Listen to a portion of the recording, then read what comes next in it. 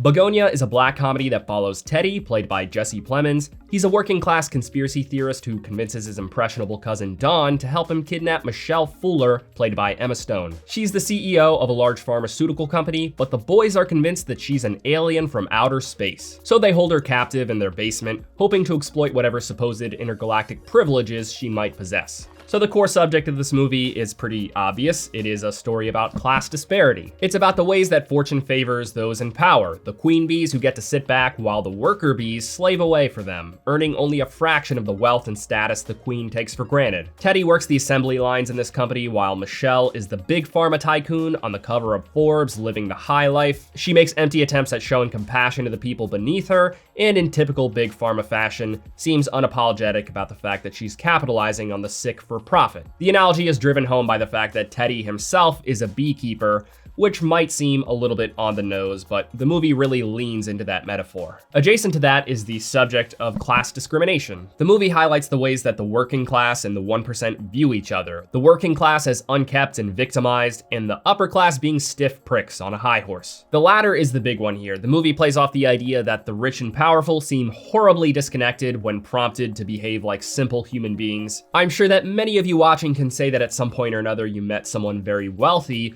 who was very snooty, so much so that they were socially inept and not at all down to earth, almost like they were an alien in human skin.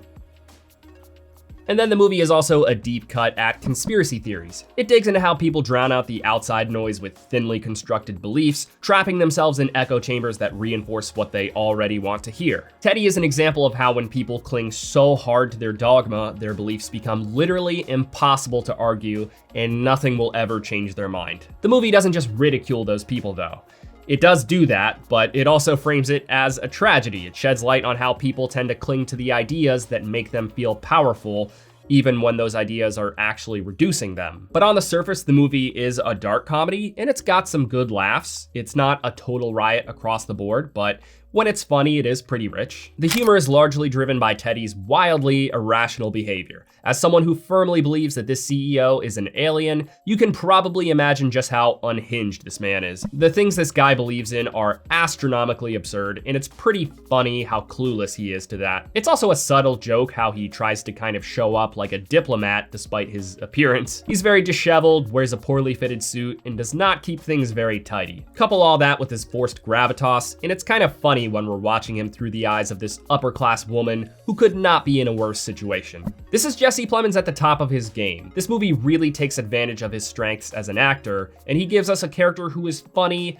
deranged, and also sadly relatable for a lot of us. To top off Teddy as a character, he has a very funny dynamic with his cousin Dawn. He's played by Aiden Delbus, who is actually autistic. The movie leans into this subtly, showing how Teddy is taking advantage of Dawn's poor judgment, putting him in absurd and sometimes dangerous situations, which is where much of the humor comes from. The fact that he's so childlike and innocent makes for some pretty funny moments when he has to be serious or intimidating. He also makes the movie a little bit sad, and not compelling sad like, oh, that was sad, but in a charming or thoughtful way. It's actually like dark sad. Given the delicate subject matter, it's a character depiction I could see people being unhappy with. That's not to say that I am, because I am not offended at all, but I'll simply say this is one of the ways this movie probably is not for the thin-skinned. And then we have CEO Michelle Fuller. A lot of this movie's humor plays off the fact that for most of it, we're really, unfortunately, on her side. When Teddy is getting down to business trying to leverage her for information, she's forced to try multiple strategies in her attempts at getting him to let her go, some of which include humoring his belief that she's an alien. It's the fact that he doesn't realize she's just playing games that makes it funny. It's a solid performance from Emma Stone, certainly not one that's gonna win her a third Oscar, but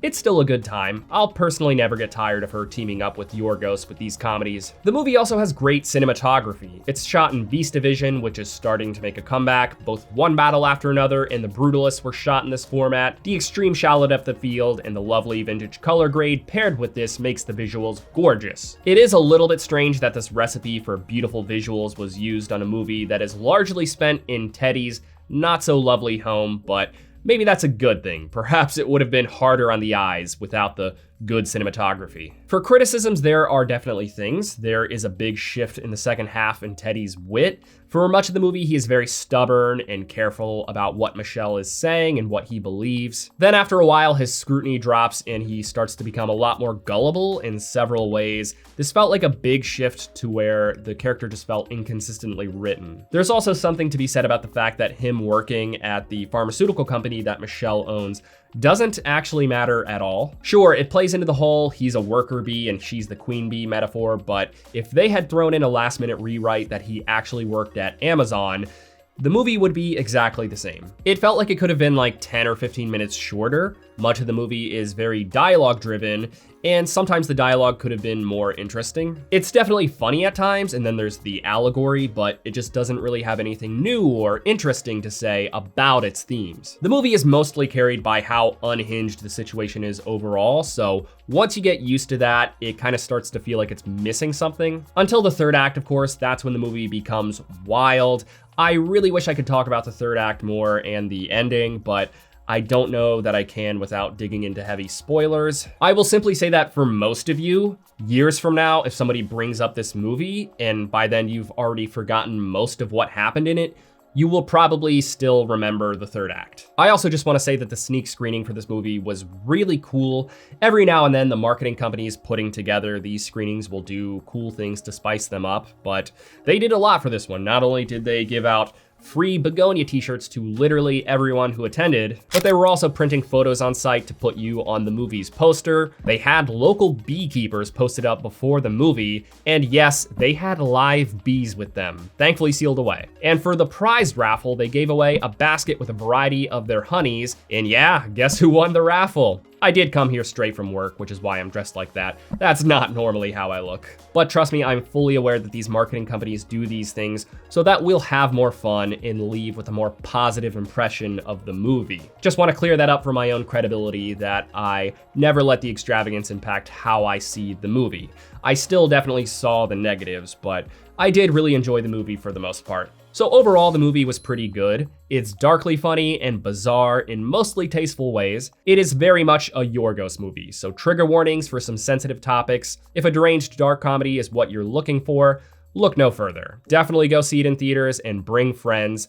But if you're prone to getting turned off by dark subject matter, this is definitely not the one to watch. Thank you for watching this review. If it brought you any value at all, please give it a like. It really helps the channel grow. I will see you later this week with my review of Nouvelle Vague.